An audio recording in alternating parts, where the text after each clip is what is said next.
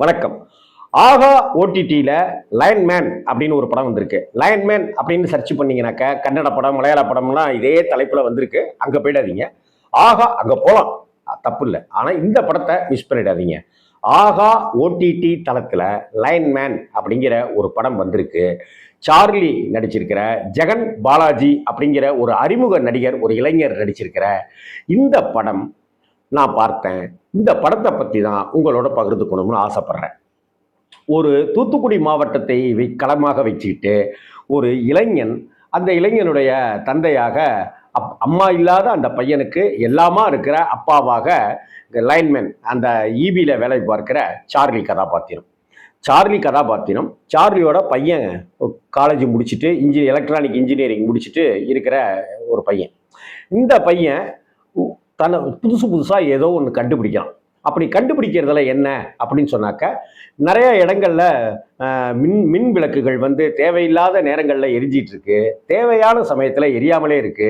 சுவிட்ச் ஆஃப் பண்ணுறது, ஆன் பண்ணுறது அப்படிங்கிற விஷயத்தெல்லாம் தானே இயங்குகிற அளவுக்கு ஒரு ஒரு யுக்தியை பயன்படுத்தி கண்டுபிடிச்சிருக்கான். அந்த கண்டுபிடிப்புக்கு ஒரு அங்கீகாரம் கிடைக்கல. அந்த ஊர்ல ஒரு ஆட்டுக்கிடாயெல்லாம் வச்சுக்கிட்டு வாழ்ந்துட்டு இருக்கிற ஒரு வயசானவர், அங்க தொடர்ந்து ஆடுகள் திருட்டு போயிட்டே இருக்கு. அந்த ஆடுகள் திருட்டு போகாம இருக்கிறதுக்கு ஒரு விஷயத்தை கண்டுபிடிச்சு அங்க மாட்டி விட்டுட்டு, பேட்டரி காசு மட்டும் கொடுங்க அப்படின்னு சொல்லிட்டு வாங்கிட்டு போறான். அங்க மனிதர்கள் அந்த இடத்துல ஆடு மாடுகளை தவிர்த்து மனிதர்கள் அந்த உள்ளுக்குள்ளார வந்தாலே அது சத்தம் போட ஆரம்பிச்சிடும் அப்படிங்கிற ஒரு வித கண்டுபிடிப்பை அந்த பையன் பண்ணி அந்த தாத்தாவுக்கு கொடுக்குறான். அதே போல உப்பளத்தை நம்பி வாழ்ந்து கொண்டிருக்கிறவர்கள், அங்க ஒரு முதலாளி, அந்த முதலாளி கந்து வெட்டிக்கு பணம் கொடுத்து அவர்கள்கிட்ட பணத்தை சுரண்டிக்கிட்டே இருக்கிறாரு அப்படின்னு ஒரு கதாபாத்திரம். அந்த ஊருக்கு பஸ் ரொம்ப ரேராக தான் வரும். அதனால ஷேர் ஆட்டோ ஓட்டுற ஒரு கேரக்டர். அங்க டீ கடை வச்சிருக்கிற மனைவியோட சேர்ந்து டீ கடை வச்சிருக்கிற ஒருத்தர். இவங்களை மட்டும்தான் மையமா வச்சுக்கிட்டு இந்த கதை போகுது. இந்த இளைஞனை காதலிக்கிற, உப்பளத்தில் வேலை பார்க்குற ஒரு பொண்ணு, அதே போல அந்த ஊர்ல இருக்கிற ஒரு பொண்ணு, அந்த ஹீரோயின் சரண்யா ரவிச்சந்திரன், அவங்களுடைய தோழி வேற ஊருக்கு கல்யாணம் பண்ணி போயிட்டு ஒரு குடியார கணவனுக்கோ அல்லது ரெண்டாம் தாரமாவோ வாக்கப்பட்டுட்டு போற நிலைமையில தான் நம்ம கிராமம் இருக்கு அப்படின்னு சொல்ற ஒரு பதிவு. இதை தாண்டி அந்த பையன் கலெக்டர் ஆஃபீஸ்க்கு நிறையா நடக்கிறான். இப்படி ஒரு தயாரிப்பு நான் ஆய்வு பண்ணி வச்சிருக்கேன், நான் என்னுடைய ப்ராஜெக்டை நான் சமர்ப்பிக்க ஆசைப்படுறேன், இதுக்கு அரசாங்கம் எனக்கு ஏதாவது கைதூக்கி விடணும் அப்படின்னு சொல்லி போராடிட்டு இருக்கான். ஆனால் அந்த போராட்டத்தில் தொடர்ந்து தோல்வியவே சந்திச்சிட்டு இருக்கான். ஒரு கட்டத்தில் நீ போய் சிஎம்மை பாரு, சிஎம் செல்லில் இதை கொடு அப்படின்னு சொல்ல, சிஎம் செல்லுக்கு போய் அவன் கொடுக்கறதுக்கு உண்டான முயற்சிக்காக அவன் சென்னைக்கு போக, சென்னையில் அவன் தங்கி இருக்கிற மேன்ஷனில் அவனுக்கு ஒரு சிக்கல் வருது. அந்த சிக்கலுக்கு என்ன காரணம், அதற்கு பிறகு அங்கே ஒருத்தர் வழி நடத்துகிறாரு. அப்படி வழி நடத்தும் போது அவனுக்கு என்ன உதவி கிடைக்க போகுது, அதற்கப்புறம் அவன் போலீஸில் மாட்டிக்கிறான், அதுலேருந்து அவன் எப்படி மீண்டு வரான், அதற்கு பிறகு ஒரு சிஎம் தலைமைச் செயலகத்தில் அந்த சிஎம்மை பார்க்கணுங்கிற வெறியோடு போகிறவன் என்ன செய்கிறான், அதுக்கப்புறம் போலீஸ் அவனை எப்படி மாட்டுது, இப்படிங்கிற ஒரு இதில் போயிட்டே இருக்கிற ஒரு தருணத்தில் அந்த கந்துவெட்டி கும்பலை எதிர்ப்பவராக சார்லியும், அங்கே ஒரு கம்யூனிஸ்ட் தோழரும் ஒருத்தர் இருக்க, அந்த கம்யூனிஸ்ட் தோழரை கொண்டு போட்டுடுறாங்க அங்கே கந்துவெட்டிக்காரங்க. இன்னமும் தெற்கத்தி மாவட்டங்களில் கந்துவெட்டி கொடுமையால் இறந்து போகிறவங்க இருக்காங்கன்ற ஒரு பதிவும் அங்கே சொல்லப்படுது. இன்னமும் அங்கே இருக்கிற சின்ன சின்ன கிராமங்கள்லேருந்து ஒருத்தங்க ரெண்டாம் தாரமாவோ அல்லது குடிகார கணவனுக்கோ வாக்கப்பட்டு போகிறாங்க அப்படின்னு சொல்லப்படுது. இன்னமும் புறக்கணித்தபடி கிராமங்கள் இருக்கின்றன அப்படின்னு சொல்லப்படுது. உப்பளத்தில் கஷ்டப்பட்டு வேலை பார்க்குறவங்களுக்கு உப்பு பெறாத உதவியை தான் செய்கிறாங்களே ஒழிய நல்லதொரு உதவி செய்யப்படலை அப்படிங்கிற ஒரு விஷயமும் பதிவு செய்யப்படுது.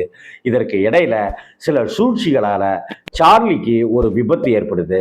அந்த விபத்தில் அவர் கைகால் செயலிழந்து இருக்க, ப்ராஜெக்டும் சரிவர செயல்படாமலே அரசு அப்படியே ஒதுக்கி வைக்க ஒரு கட்டத்தில் இதை தாண்டி அங்கே கலெக்டரே அங்கீகாரமும் கொடுக்குறாரு. ஆனாலும் இதற்கு முட்டுக்கட்டைகள் போட்டவன்னி நிறைய பேர் இருக்கிறாங்க.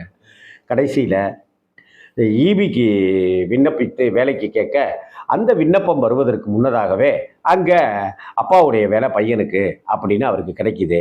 அப்பாவை பார்த்துக்கிறதுக்காக அவர் தன்னுடைய ஈபி வேலையை, அவருக்கு அப்பா பார்த்த வேலையை இவர் கண்டினியூ பண்ணுறாருன்னு இந்த படம் முடியுது.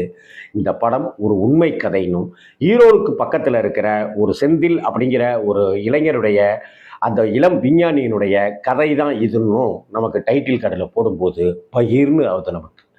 என்னடா இது இப்படிப்பட்ட இளைஞர்கள் அப்புறம் எப்படி எப்படி அப்துல் கலாம் சொன்ன அந்த கனவுகளெல்லாம் மெய்ப்படும் அப்படின்னு நம்மளை யோசிக்க வைக்கிற பொலேர்னு அறைய வைக்கிற படமாகத்தான் இது இருக்கு. இந்த படத்துல இருக்கிற கதாபாத்திரங்கள் எல்லாருமே தன்னுடைய நடிப்பை ரொம்ப இயல்பாவே வழங்கியிருக்காங்க. சார்லியினுடைய மிகைப்படுத்தப்படாத ஒரு நடிப்பு இந்த படத்துக்கு பேருதவியா இருந்திருக்கு. அந்த பையன் தான் கதாநாயகன், சார்லியினுடைய பையன் கேரக்டர்ல வரவர் தான் கதாநாயகன் அப்படின்னு சொன்னாலும் கூட அவருடைய நடிப்பு பரவாயில்ல, ஓகே தான் அப்படின்னு சொல்ல வைக்கிறது. அப்படின்னாலும் கூட எப்போதும் ஒரே எமோஷனலை காட்டுறாரு, பரவாயில்ல மன்னிச்சு விட்டுறலாம் அப்படின்னு தான் சொல்ல தோணுது. இந்த சரண்யா ரவிச்சந்திரன் அப்படிங்கிற கேரக்டர் வந்து நிறைய படங்கள்ல நடிச்சிருக்காங்க, நல்லாவே நடிச்சிருக்காங்க. அந்த பொண்ணு அவரை காதலிப்பவராக, அந்த இளைஞரை காதலிப்பவராக, அந்த டீக்கடை வைத்திருப்பவராக வாய் பேச முடியாத கதாபாத்திரம். அந்த அவருடைய மனைவி, அந்த மனைவியின் மீது அந்த கந்துவட்டிக்காரர்கிட்ட அடியாளா இருக்கிற ஒருத்தன் சபலப்படுறான். அந்த அவங்களுக்கு பல வருடங்கள் கழித்து குழந்தை பிறக்கிறதுக்கு சாத்தியமாயிடுச்சு, கரு உண்டாயிருக்கு அப்படிங்கிற ஒரு தகவல். அப்படி கர்ப்பமா இருக்கிறவளை கற்பழிக்கிறதுக்காக, பலாத்காரப்படுத்துவதற்காக அந்த கந்துவட்டி அடியால போறான். அதுல வந்து அவளுக்கு அபார்ஷன் ஆயிடுது. அப்படி அபார்ஷன் ஆனதுனாலையும் இப்படிப்பட்ட ஒரு சூழல் வந்துட்டதுனாலையும் அந்த பொண்ணு தற்கொலை பண்ணிக்கிறா. அந்த வாய் பேச முடியாதவன் அவளை கொண்டு போடுறான், இன்னொருத்தனையும் கொண்டு போடுறான் அப்படின்னு இந்த படம் அப்படின்னு பல கிளைகளோட இருக்கு. இதுல எல்லாருமே அவங்களுடைய வேலையை ரொம்ப அழகா செஞ்சிருக்காங்க அப்படின்னு தான் சொல்லணும். இங்கே ஒருத்தர் பக்கத்தில் ரூம்லேயே இருக்கிறவர் ஒருத்தர் செய்கிற சேட்டைகள் என்ன, அந்த மேன்ஷனுடைய மேலாளராக இருக்கிறவர் காட்டுகிற கரிசனம் என்ன, அந்த மேன்ஷனுக்கெல்லாம் வாட்டர் கேன் போடுறவர் செய்கிற உதவி என்ன, நோட்டரி கிளப்ல இருக்கிற ஒரு வக்கீல் அவர் செய்கிற உதவி என்ன அப்படின்னு இந்த படம் அங்கங்கே அன்பை தூவுவதற்கும் மறக்கலை. இந்த நல்ல திரைப்படம், ஒரு நல்ல விஷயத்தை சொல்கிற படம். தயவு செய்து ஆஹா ஓடிடியில் இருக்கு. சார்லிக்காக, இந்த கதைக்காக, இந்த படத்தை ரொம்ப அழகா இயக்கியிருக்கிற உதய்குமார் அப்படிங்கிற அவரு இளைஞராக தான் இருப்பார் போல இருக்கு. இவருக்காக நம்மளுடைய பாராட்டுகளை தெரிவிச்சுக்கலாம். ஓடிடி தளத்தில், ஆஹா ஓடிடி தளத்தில் வந்திருக்கிற லயன் மேன் அப்படிங்கிற பாருங்க. இந்த படத்தினுடைய ஒவ்வொரு லைனும் ஒன் லைன் அப்படின்னு சொல்லப்படுகிற, ஸ்கிரிப்டுன்னு சொல்லப்படுகிற, டயலாக்னு சொல்லப்படுகிற எல்லா விஷயமுமே நம்மை ஈர்க்கும், நம் மனசை என்னவோ செய்யும். கொஞ்சம் ஒரு ஆவணப்படம் போல எடுத்திருக்கிற அந்த விஷயத்தை மட்டும் கொஞ்சம் குறைச்சிருக்கலாமோ அப்படின்னு தோணுச்சு. இருந்தாலும் இந்த படத்துக்கு 5 ஸ்டாருக்கு நான் 3.5 ஸ்டார் தரத்துக்கு தயாராக இருக்கேன். நல்ல படம், மிஸ் பண்ணிடாதீங்க, பாருங்க. வணக்கம்.